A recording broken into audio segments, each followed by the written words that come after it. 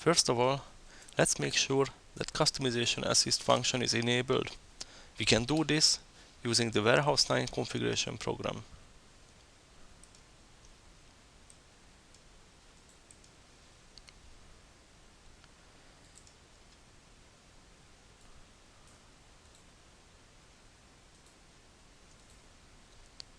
In my first example, I will show you how you can fill a field on the Warehouse 9 mobile screen with customization. I will use the goods receipt PO item quantities screen as an example.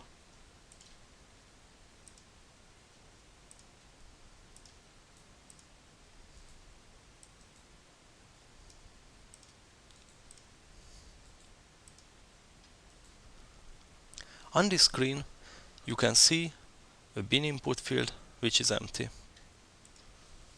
In my example, I will fill this field with the default bin location for the item. To do this, I will create a user query in Business One with a special name which will take the item code and warehouse from the mobile, and it will return the default bin location. By pressing the C button, I am able to see the screen name, field and event names that are available for customization. Here is the screen name. Here is the item name for the bin location. I will also need the item code and warehouse in my user query.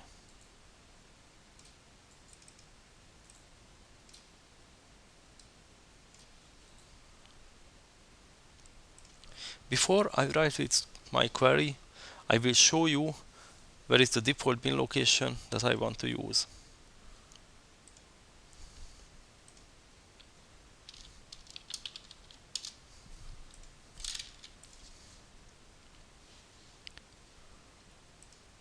Here is the default bin location. Now I will create my user query.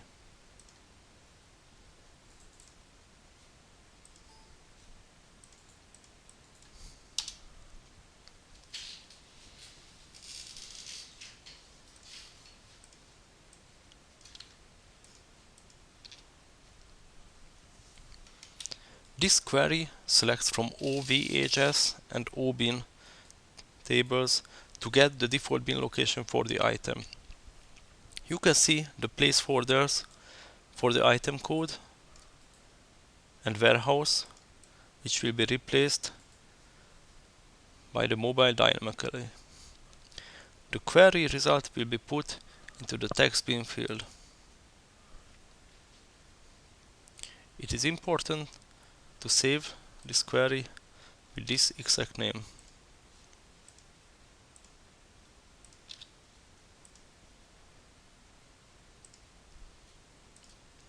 Let's see the results.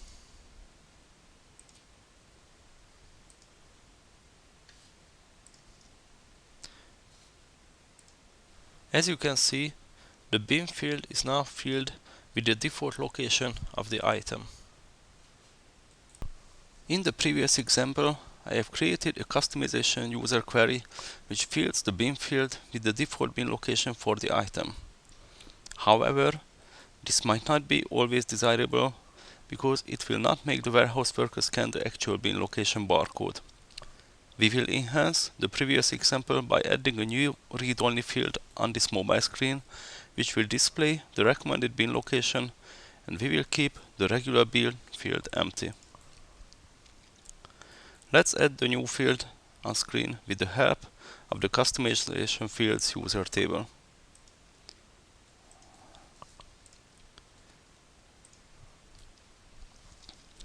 You can see that I have defined the new field in this row.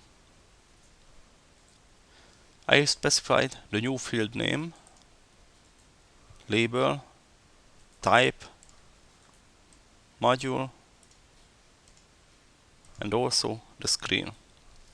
The exact name was copied from the customization assist dialog from the mobile client.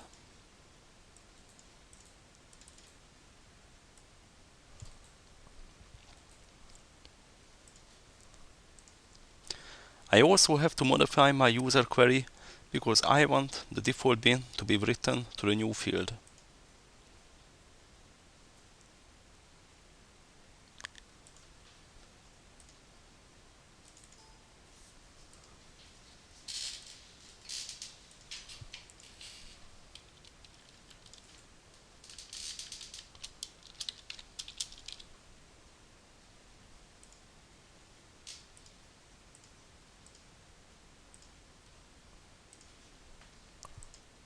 Let's try it.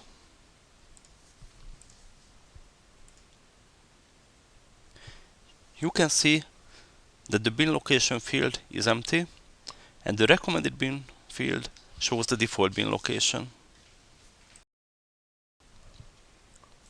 In our next customization example, we will add some validation logic to the GRPO item quantity mobile screen.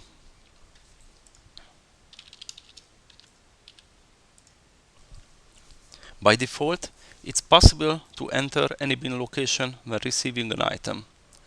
I will change this behavior so that only the recommended bin location is allowed. To do this, I have to create a new user query. The name of the user query and the possible variables can be seen from the customization assist dialog.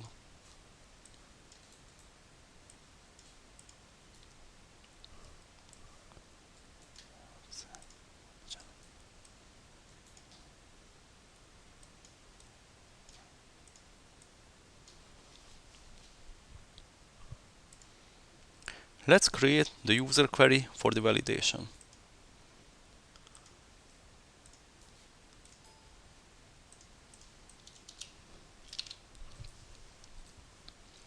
This is the validation query. If the recommended bin field is not empty and the entered bin location doesn't match, it will show an error. Let's save this query.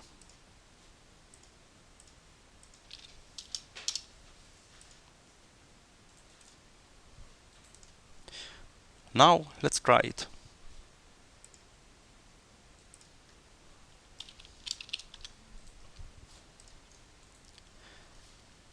You can see that now the mobile will only accept the recommended bin location on this screen.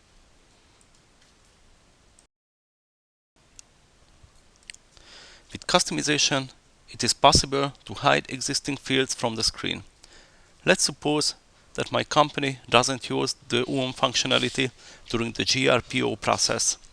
Because of this, I want to hide the OOM field from the screen. To do this, we have to add a new record in the customization fields user table.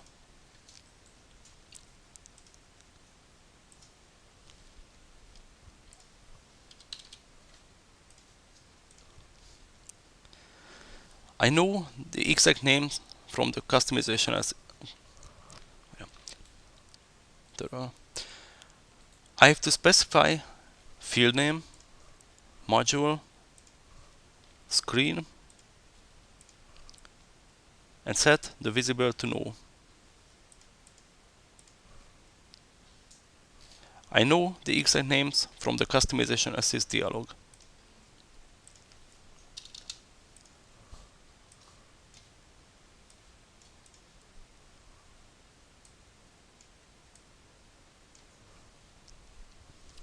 Let's try it.